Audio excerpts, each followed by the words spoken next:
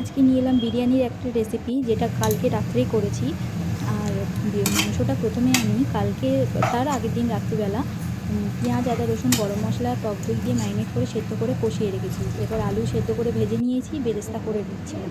তারপর তো দেখো ওর মাংসর কালারটা কি এসেছে। জলটা গরম হোক, এর মধ্যে দেখো আমি একটু তেল, নুন আর এই গোটা গরম মশলাগুলো দিয়ে ফুটিয়ে নেবো আগে, তারপর চালটা দেবো। চালটা তো হতে খুব বেশিক্ষণ সময় লাগবে না। চালটা ভিজিয়ে রেখেছিলাম 2-3 ঘন্টার মধ্যে। চালটা হয়ে এসছে, চালটা আমি দিয়ে দিয়েছিলাম।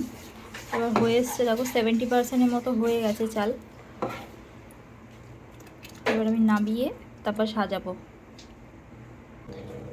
অনেকেই বলে বিরিয়ানি বা যে কোনো রান্নার একটু রেসিপিটা দেওয়ার জন্য রিকোয়েস্ট করে, তো তাদের অনারেই আজকে বিরিয়ানি আমি যেরকম পারি নর্মালভাবে আমি সেরকমই দেখাচ্ছি।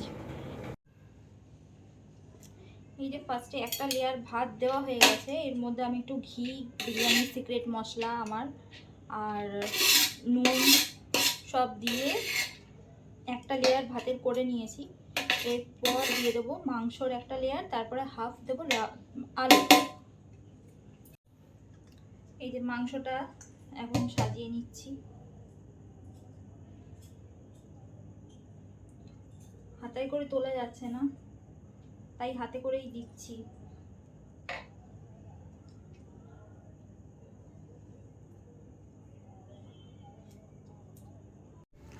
মাংসগুলো সাজিয়ে দিয়েছি ভাতের ওপর। এবার দিয়ে দেবো এর ওপর একটু বেরেস্তা।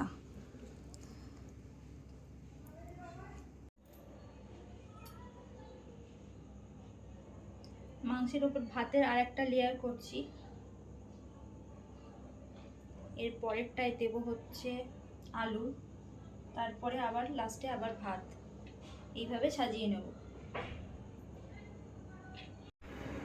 আলু দিয়ে একদম ফাইনাল আমি ভাতের লেয়ারটা করে দিয়েছি। দেখতেই পাচ্ছ ভেতর দিয়ে দিয়ে আলু উকি মারছে ভাতের ভেতরে। এইভাবে আমি পুরো লেয়ারটাকে করে নিয়েছি, সাজিয়েছি। এবার লাস্ট যে বেরেস্তার যে তেলটা ছিল সেটাও আমি একটু ওপর দিয়ে দেব। এটার একটা না আলাদা স্মেল হয়।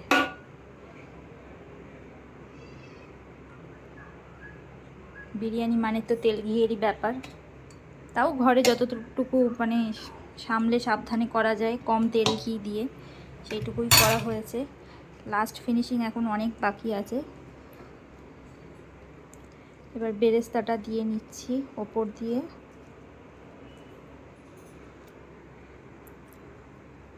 এবার ঘি দিয়ে নিচ্ছি আস্তে আস্তে সব ওপর দিয়ে ছড়িয়ে। ঘিটা গলালে ভালো হতো, কিন্তু গলানোর আর সময় নেই।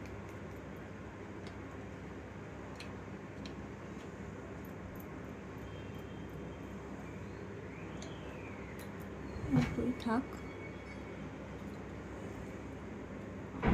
সেন্ট আগে ভাতে মিশিয়েছি, তাও ওপর দিয়ে একটুখানি মিঠা আতরটা আরেকটু দিয়ে নেবো। এবার দেখো ভাতের মধ্যে না আমি একটুখানি এরকমভাবে গর্ত গর্ত করে দেবো, যাতে ভেপারটা ওপর থেকে নিচে খুব ভালোভাবে হয়। একটু জাস্ট গর্ত করে দিলে ভালো লাগে, সব ফ্লেভারটা পুরোপুরি সব এক মানে নিচে পড়ে থাকে না, ওপর নিচে ঠিকঠাকভাবে হয়।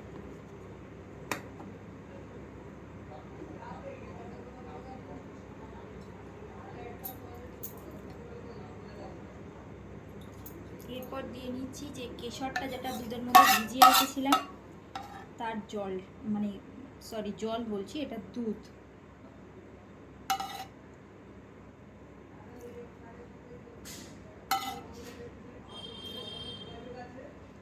আমার বাড়িতে তো সব মানে সবাই খুব ভালোবাসে এই বিরিয়ানিটা খেতে, কিন্তু হয়তো কমেন্ট বক্সে অনেকেরই দেখবো অনেক খুঁত ধরেছে, অনেক কিছু বলেছে, অনেক মানে ব্যাপার স্যাপার তাদের, কোনো কিছুতেই তো কিছু। লাস্ট ফিনিশিং দিচ্ছি এবার কেওড়া জল।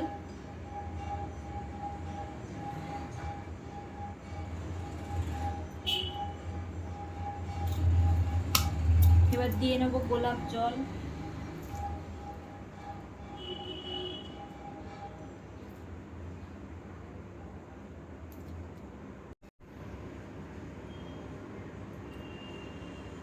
এবার এই আটা দিয়ে যেরকমভাবে সিল করে সেটা করব। সিল করে এবার জাস্ট দমে বসাবো। মিডিয়াম আছে 35 থেকে 40 মিনিটের মতো।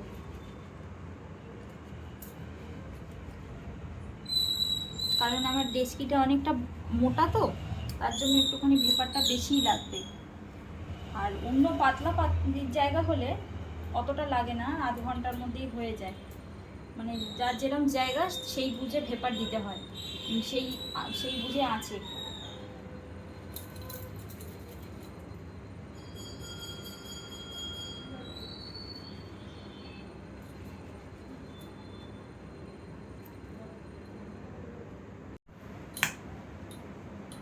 দেখে নাও, এবার পুরোটা সিল হয়ে গেছে।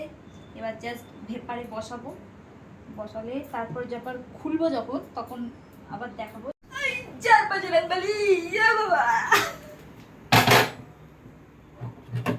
হয়ে গেছে আপাতত।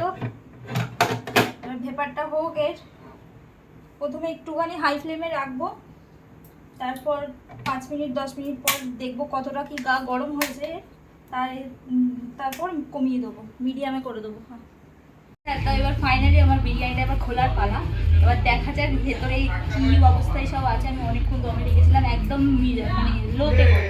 দেখা যাক।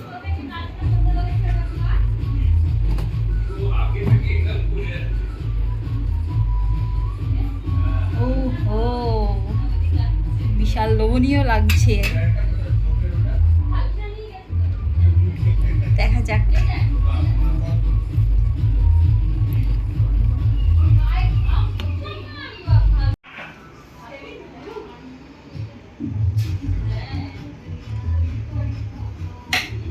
আলু,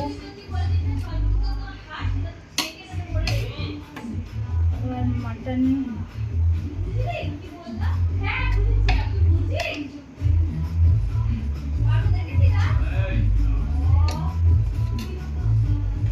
স্মেলটা কিন্তু দারুণ এসছে, তাই না বলো?